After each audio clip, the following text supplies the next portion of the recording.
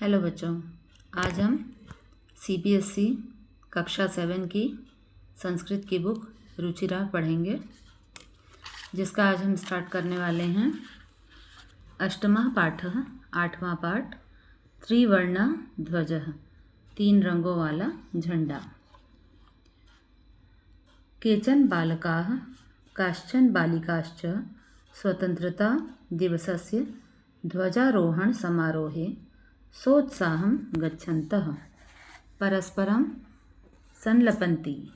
यानी केचन बालकाः काश्चन बालिकाश्च मतलब कुछ बालक और बालिकाएं स्वतंत्रता दिवसस्य यानी स्वतंत्रता दिवस के दिन ध्वजारोहण समारोहे यानी ध्वजारोहण समारोह में सोत्साहम यानी उत्साह के साथ गए और परस्पर आपस में एक दूसरे से परस्परम संलपन्ति यानी परस्पर आपस में एक दूसरे से मिले। अब ये कुछ बच्चों की उसमें बातचीत है आपस में। देखिए क्या बोल रहे हैं। देवेशः अद्य स्वतंत्रता दिवसः, यानी देवेश बोल रहा है अद्य, अद्य मतलब आज स्वतंत्रता दिवस है। अस्माकं यानी हमारे, अस्माकं विद्यालयस्य प्राचार्यः ध्वजारोहणं करिष्यति, यानी अस्माकं विद्यालय से मतलब हमारे विद्यालय में प्राचार्य यानी प्रिंसिपल सर जो हैं वो ध्वजारोहण करेंगे। ध्वजारोहण करना मतलब झंडा फहराना। छात्राश्च सांस्कृतिक कार्यक्रमान प्रस्तोष्यन्ति, और छात्र जो हैं, बहुत सारे छात्र जो हैं वो सांस्कृतिक कार्यक्रम प्रस्तुत करेंगे। अन्ते च मोदकानि मिलिष्यन्ति, और अंत में सबको मिठाइयाँ मिलेंगी। डेविड शुचे जानासी त्वम, मतलब वो बोल रहा है, डेविड नाम का जो बच्चा है, छात्र है, वो क्या बोल रहा है, शुचि क्या तुम जानती हो, अस्माकं ध्वज कीदृशम, हमारा ध्वज यानी झंडा किस प्रकार कैसा है, किस प्रकार का है। शुचि अस्माकं देशस्य ध्वज त्रिवर्ण इति, हमारे देश का जो झंडा है, ध्वज है, वो त्रिवर्ण इति मतलब 3 रंगों वाला है। सलीम रुचे अयम त्रिवर्णः कथम, मतलब सलीम नाम का जो छात्र है वो क्या पूछ रहा है, रुचि अयम त्रिवर्णः कथम, ये 3 रंगों वाला कैसा है, कैसे है। तो रुचि क्या बोल रही है, अस्मिन् ध्वजे त्रयः वर्णाः सन्ति, यानी इस झंडे में 3 वर्ण हैं। वर्ण होना मतलब रंग होना। जो तिरंगा झंडा है, देखिए चित्र में भी आपने कई बार यहाँ देखा होगा शुरू से, बचपन से, कि सबसे ऊपर में केसरिया रंग है, मध्य में सफ़ेद रंग होता है और अंतिम में हरा रंग होता है। तो वही चीज़ यहाँ पर भी दिया है। रुचि क्या बोल रही है, अस्मिन् ध्वजे त्रयः वर्णाः सन्ति, इस ध्वज में, इस झंडे में 3 रंग हैं, अतः त्रिवर्णः, इसीलिए ये 3 रंगों वाला है। किम त्वम एतेषां वर्णानां नामानि जानासि, क्या तुम एतेषां वर्णानां मतलब इन वर्णों के, इन रंगों के नाम जानते हो। सलीमः अरे केशरवर्णः श्वेतः हरितः च एते त्रयः वर्णाः, मतलब सलीम क्या बोल रहा है, अरे केशरवर्णः, केशरवर्ण यानी केसरिया रंग जो झंडे में सबसे ऊपर है, ऑरेंज कलर। श्वेतः, श्वेतः का अर्थ होता है सफ़ेद रंग। हरितः, हरितः मतलब हरा रंग। च का अर्थ होता है और, मतलब केसरिया रंग, श्वेत सफ़ेद रंग और हरा रंग। एते त्रयः वर्णाः, ये 3 वर्ण होते हैं, 3 रंग होते हैं। देवेशः अस्माकं ध्वजे एते त्रयः वर्णाः किं सूचयन्ति, अब देवेश क्या बोल रहा है, अस्माकं ध्वजे मतलब हमारा झंडा, हमारे झंडे में एते त्रयः वर्णाः, ये जो 3 रंग होते हैं, त्रयः वर्णाः मतलब 3 रंग, किम सूचयन्ति किस बात के बारे में बताते हैं, किस चीज़ के बारे में बताते हैं, क्या सूचना देते हैं, क्या सूचित करते हैं हमें। सलीम शृणु, शृणु मतलब सुनो, सलीम बोल रहा है सुनो।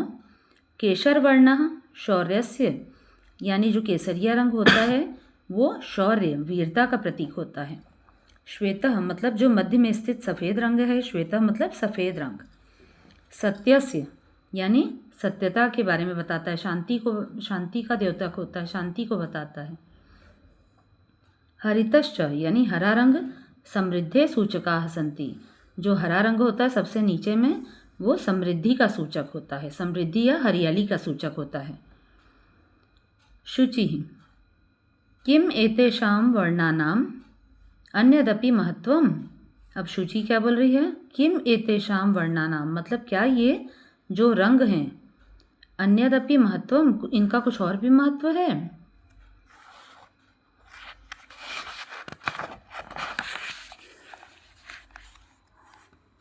डेविड आम, आम यानी हाँ, कथम न हाँ क्यों नहीं, ध्वजस्य उपरि स्थितः केशरवर्णः त्यागस्य उत्साहस्य च सूचकः।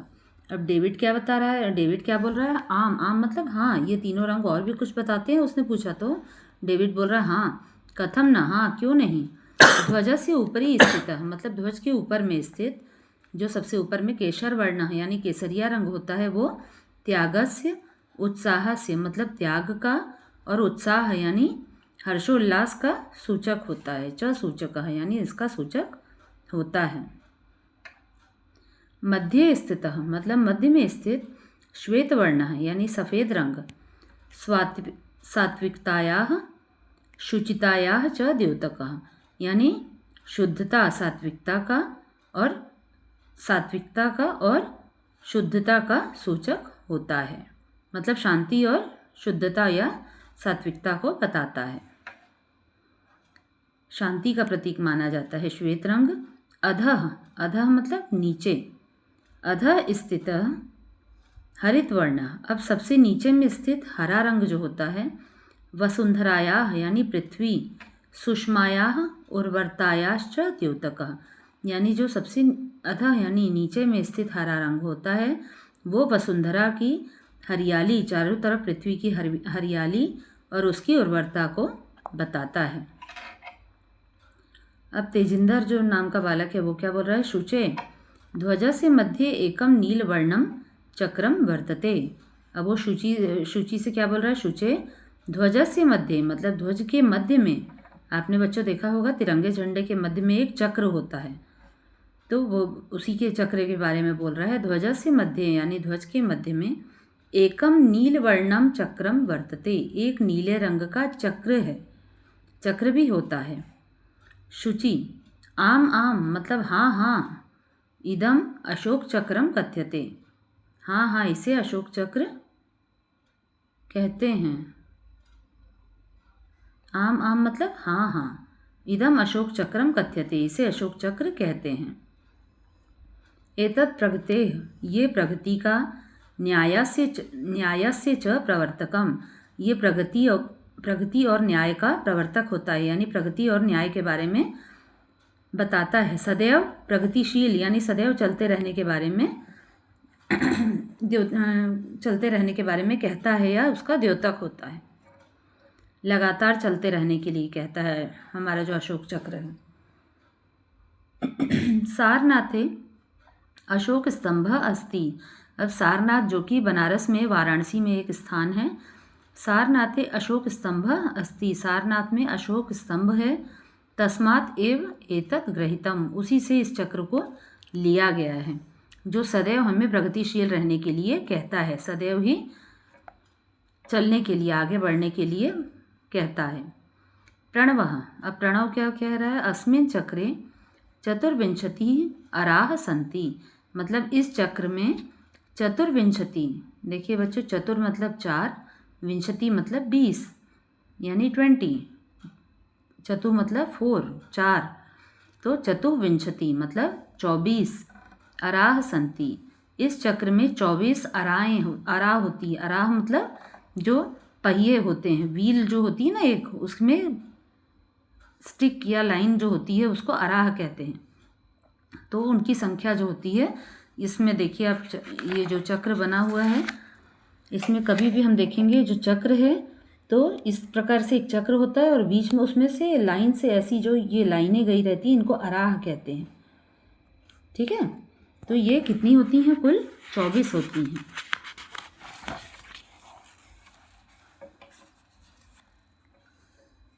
अस्मिन् चक्रे मतलब इस चक्र में चतुर्विंशति अराह संति कुल मिला के 24 राय होती हैं।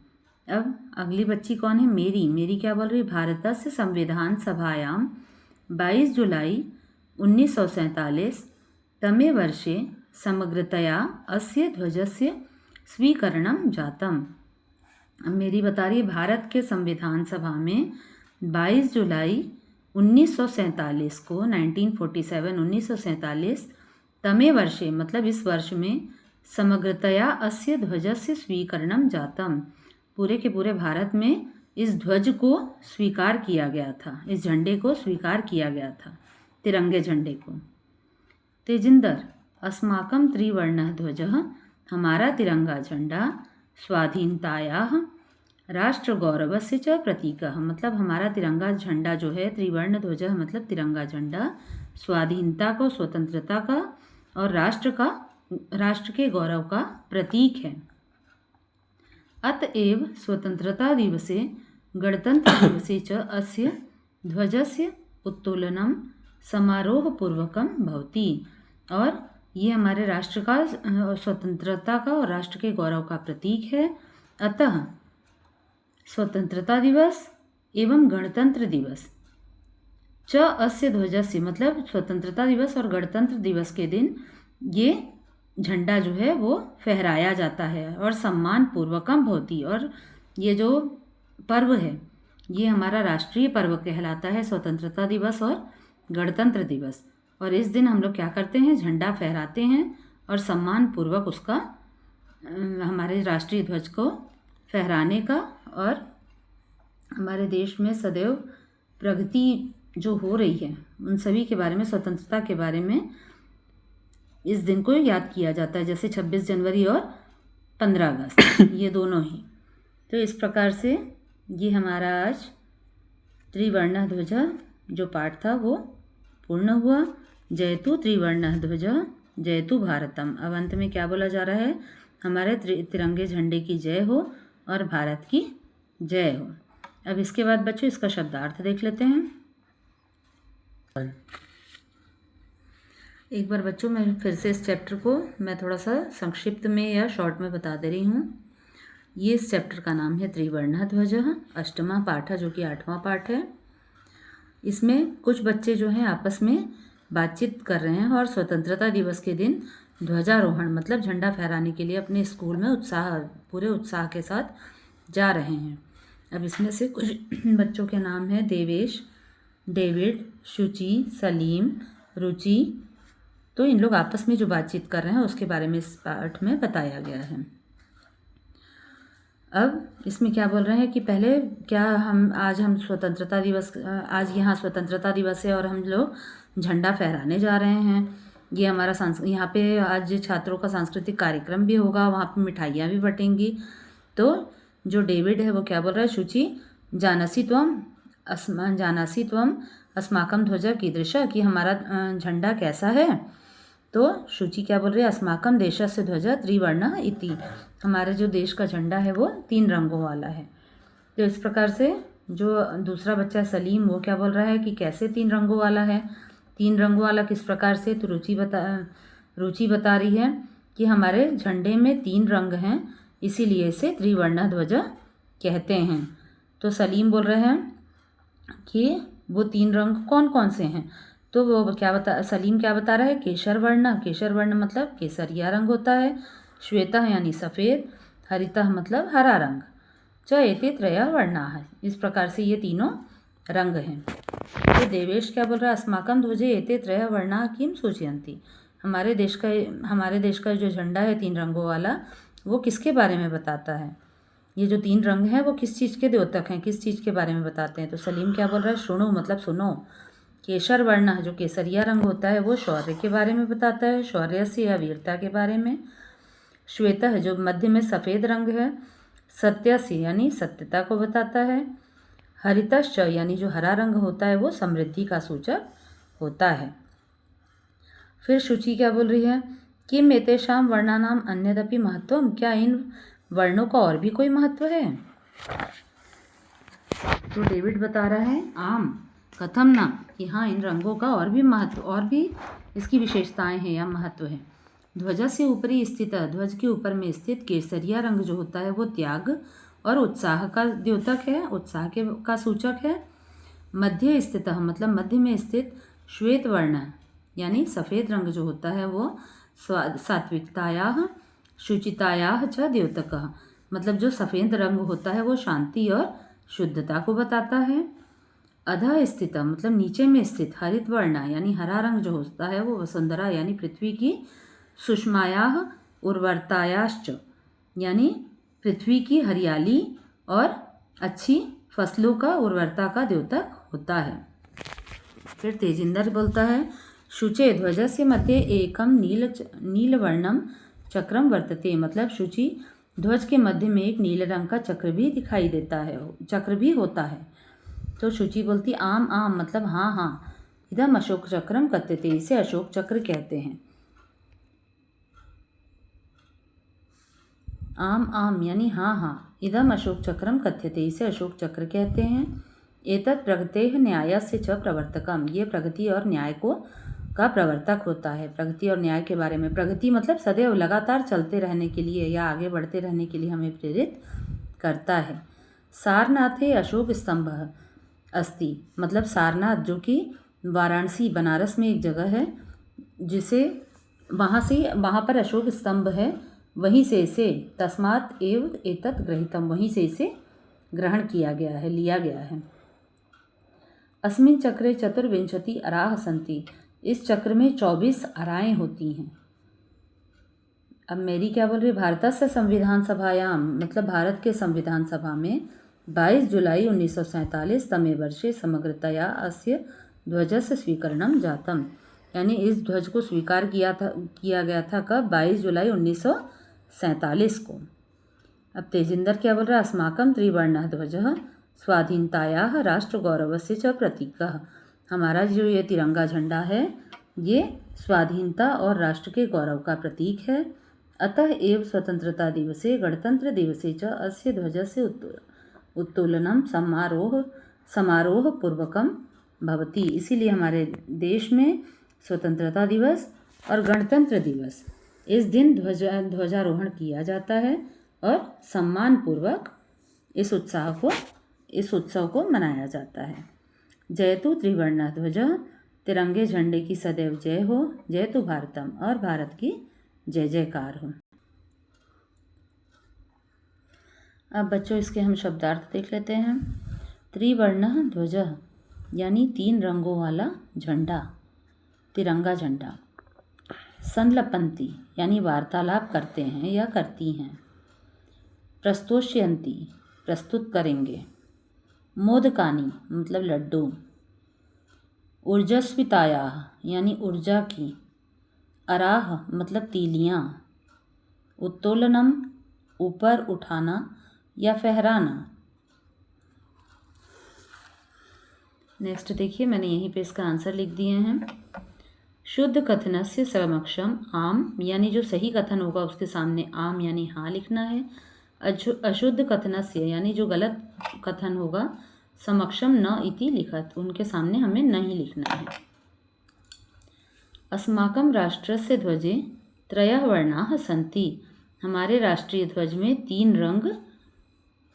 3 रंग होते हैं। तो आम यानी हाँ। ध्वजे हरितवर्णाः शान्तेः प्रतीकः अस्ति, ध्वज में यानी झंडे में जो हरा रंग होता है वो शांति को बताता है, शांति का प्रतीक होता है? नहीं, हरा रंग जो होता है वो हरियाली का द्योतक होता है, शांति का तो सफ़ेद रंग होता है, तो ये ना हो जाएगा। तीसरा देखिए ग नंबर, ध्वजे केशर वर्णः शक्त्याः सूचकः अस्ति, जो केसरिया रंग होता है वो शक्ति का सूचक होता है। हाँ, शक्ति और वीरता का सूचक होता है वो, तो आम। चक्रे 63 अराः सन्ति, चक्र में 63 मतलब क्या 30 अराएँ होती हैं? नहीं, हमने पढ़ा है अभी चतुर्विंशति, तो 63 अराः सन्ति मतलब 30 अराः मतलब तीलियाँ होती हैं ना, केवल 24 होती हैं। चक्रम प्रगतेः द्योतकम, चक्र जो है वो प्रगति को बताता है, प्रगति का द्योतक होता है, यानी सदैव आगे बढ़ते रहने के लिए बोलता है। हाँ, आम। फिर अगला देखिए, इसका चाहे तो आप स्क्रीनशॉट भी ले लेंगे। अधोलिखितेषु पदेषु प्रयुक्तां विभक्ति वचनम च लिखत। इसमें हमें विभक्ति और एक तरफ है वचन, ये दोनों को ही लिखना है। पहला पदानी, पद दिए हैं, जैसे त्रयाणाम का लिखा है षष्ठी विभक्ति बहुवचन।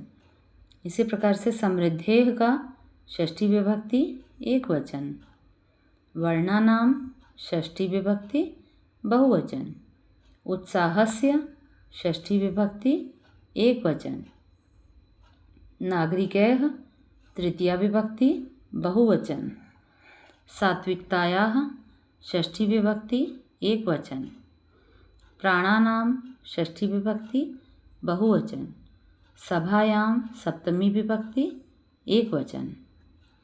इसके बाद प्रश्न नंबर 3 देखिए, एक पदेन उत्तरत, मतलब एक पद में उत्तर देना है। अस्माकं ध्वजे कति वर्णाः सन्ति, हमारे ध्वज में कितने वर्ण होते हैं? तो उत्तर हो जाएगा त्रयः, 3। त्रिवर्ण का नंबर देखिए, त्रिवर्णे ध्वजे शक्त्याः सूचकः का वर्णः, यानी तिरंगे झंडे में शक्ति का सूचक कौन सा रंग होता है? तो शक्ति का सूचक के लिए हमने केसरिया रंग पढ़ा था, तो केशर वर्ण। ग अशोक चक्रम कस्य द्योतकम अस्ति, अशोक चक्र जो होता है वो किसका द्योतक होता है, किसके बारे में बताता है? तो प्रगतेः या न्यायस्य च, प्रगति और न्याय का होता है द्योतक, प्रगतेः न्यायस्य च। अगला देखिए घ नंबर, त्रिवर्णः ध्वजः कस्य प्रतीकः, जो तिरंगा झंडा होता है वो किसका प्रतीक होता है? स्वाधीनतायाः राष्ट्रगौरवस्य च, यानी स्वाधीनता, स्वतंत्रता और राष्ट्र के गौरव का प्रतीक होता है। अब एक वाक्य में उत्तर देना है। अस्माकं ध्वजस्य श्वेत वर्णः कस्य सूचकः अस्ति, हमारा जो ध्वज है उसमें सफ़ेद रंग जो होता है वो किसका द्योतक होता है? तो सत्यस्य, सात्विकतायाः और शुचितायाः, तीनों ही आ जाएंगे इसमें। अस्माकं ध्वजस्य, इसको वैसे ही लिख देना, अस्माकं ध्वजस्य श्वेत वर्णः, जो हमारे ध्वज में श्वेत वर्ण है, यहाँ तक हम वैसे ही लिखेंगे श्वेत वर्ण तक, उसके बाद ये आ जाएगा सत्यस्य सात्विकतायाः और शुचितायाः च सूचकः अस्ति। इसके नेक्स्ट पेज पे देखेंगे बच्चों, अशोक स्तंभ। ख नंबर देखेंगे अब इसका, अशोक स्तंभ कुत्र अस्ति, अशोक स्तंभ कहाँ स्थित है? कुत्र मतलब कहाँ स्थित है? तो सारनाथ है, सारनाथ में स्थित है। अगला ग त्रिवर्णः ध्वजस्य उत्तोलनम कदा भवति, यानी तिरंगा झंडा जो होता है, त्रिवर्णः ध्वज, 3 वर्णों वाला तिरंगा झंडा कब फहराया जाता है? तो स्वतंत्रता दिवसे, गणतंत्र दिवसे च, यानी स्वतंत्रता दिवस के दिन और गणतंत्र दिवस के दिन। अशोक चक्रे कति अराः सन्ति, अशोक चक्र में कितनी तीलियां होती हैं? तो चतुर्विंशति, यानी 24। प्रश्न नंबर 5 पे आते हैं। अधोलिखित वाक्येषु रेखांकित पदानि आधृत्य प्रश्न निर्माणम कुरुत, यानी ये जो अगला प्रश्न पहले से आंसर दिया हुआ रहता है, इसका हमें प्रश्न निर्माण करना है, प्रश्न बनाना है। पहला क नंबर देखते हैं। अस्माकं त्रिवर्णः ध्वजः विश्व विजयी भवेत्, यानी हमारा तिरंगा झंडा विश्व विजयी होता है। तो इसमें आ जाएगा, हमारा प्रश्न बनेगा त्रिवर्णः ध्वजा को हटा के हमें कह लिखना है केवल। अस्माकं कह विश्व विजयी भवेत्, हमारा क्या विश्व विजयी है? तो आंसर मिलता है त्रिवर्णः ध्वज। अस्माकं त्रिवर्णः ध्वजः विश्व विजयी भवेत्, तो यहाँ पे हमें त्रिवर्णः ध्वज को हटा देना है और उसकी जगह प्रश्न निर्माण में कह लगा देना है।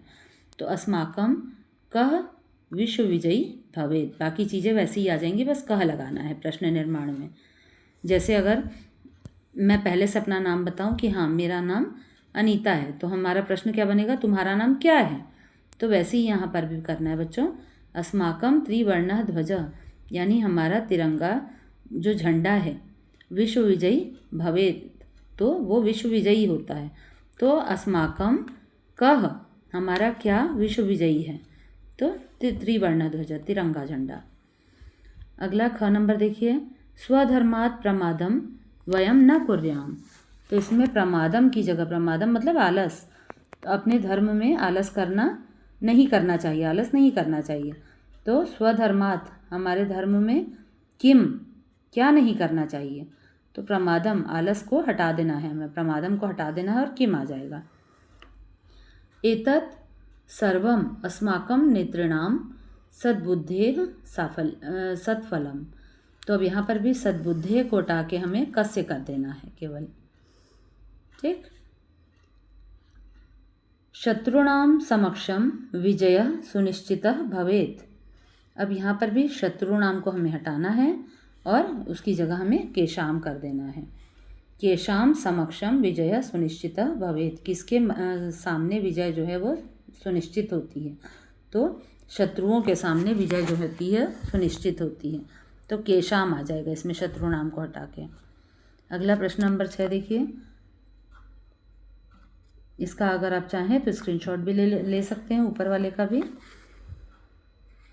फिर अगला प्रश्न देखते हैं, उदाहरणानुसारम समुचितैः पदैः रिक्त स्थानानि पूरयत्। अब इसमें शब्द दिए हैं, विभक्ति दिया है, एक वचन, द्विवचन, बहुवचन। शब्द में है पट्टिका, विभक्ति है षष्ठी, एक वचन में आएगा पट्टिकायाः, द्विवचन में पट्टिकयोः और बहुवचन में पट्टिका नाम। ये पहले से लिखा हुआ है, ठीक ऐसे ही हमें अन्य पद भी बनाना है। देखिए, अग्निशिखा, इसका विभक्ति है सप्तमी, एक वचन में हो जाएगा अग्निशिखायाम, दूसरे में होगा अग्निशिखायोः और अग्निशिखायाम, अग्निशिखा नाम। फिर अगला है सभा, चतुर्थी, सभायाम, सभाभ्याम, सभाभ्यः। अहिंसा, द्वितीया, अहिंसायाम, अहिंसे, अहिंसाः। सफलता, पंचमी विभक्ति, सफलता, सफलताभ्याम, सफलताभ्यः। सूचिका, तृतीया विभक्ति, तो सूचिकया, सूचिकाभ्याम, सूचिकाभिः। इसके पश्चात हम आखिरी प्रश्न को देखेंगे, समुचित मेलनम कृत्वा लिखत, मतलब सही उचित जोड़ी बनाना है इनमें। तो पहला है हमारा केसर वर्ण, यानी केसरिया रंग। तो केसरिया रंग किस चीज़ का द्योतक होता है बच्चों, किस चीज़ को बताता है, तो ये शौर्यस्य त्यागस्य च सूचकः, ये पहला नंबर हो जाएगा। इसका देख ही रहोगे आप, बगल में मैंने 1 नंबर भी डाल दिया है, मैं यहाँ पर भी नंबरिंग कर देती हूँ, 1 2 3 4 और 5, इससे आपको आसानी से समझ में आ जाएगा। देखना, केसर वर्ण, केसरिया रंग, तो ये शौर्यस्य त्यागस्य च सूचकः, ये फर्स्ट वाले के साथ मैच हो जाएगा। सेकंड नंबर है हरित वर्ण, दूसरा है हरित वर्ण यानी हरा रंग। तो हरा रंग हमें किस चीज़ का बताता है, सुषमाया, मतलब वसुंधरा की सुषमा यानी हरियाली और उर्वरता का द्योतक होता है। फिर तीसरा है अशोक चक्रम, तो अशोक चक्रम सदैव चलते रहने को बताता है, तो तीसरे नंबर में आ जाएगा प्रगतेः न्यायस्य च प्रवर्तकम, यानी प्रगति और न्याय का प्रवर्तक होता है अशोक चक्र। चौथे नंबर में त्रिवर्ण ध्वज, तिरंगा झंडा, चौथा नंबर, तो उसमें आएगा स्वाधीनतायाः राष्ट्र गौरवस्य च प्रतीकः, यानी स्वाधीनता और राष्ट्र के गौरव का प्रतीक होता है। नेक्स्ट है बच्चों, त्रिवर्ण ध्वजस्य स्वीकरणम। अब त्रिवर्ण तिरंगे झंडे को स्वीकार किया गया था, तो इसमें तारीख बतानी है हमें, कौन से दिन, कौन सी तारीख को स्वीकार किया गया है, तो 22 जुलाई 1947 तमे वर्षे जातम, यानी 22 जुलाई 1947 को इसे स्वीकार किया गया था। इसका बच्चों अगर आप चाहें तो स्क्रीनशॉट एक बार ले सकते हैं, प्रश्न उत्तर वगैरह लिखने के लिए देख लीजिए। एक बार मैं इसको शुरू से दिखा दे रही हूँ आपको।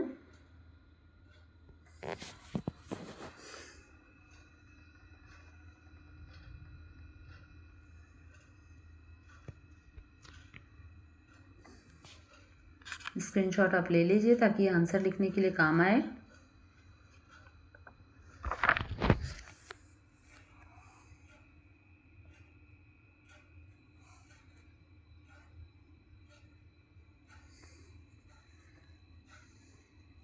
एक एक करके बच्चों आपको 6, 7, 8, 9 और 10th तक के CBSE में आने वाले जितने भी चैप्टर हैं संस्कृत के सभी मिल जाएंगे। अगर मेरा चैनल पसंद आए तो प्लीज़ लाइक एंड सब्सक्राइब करें, फॉलो करें अनीता संस्कृत क्लासेस।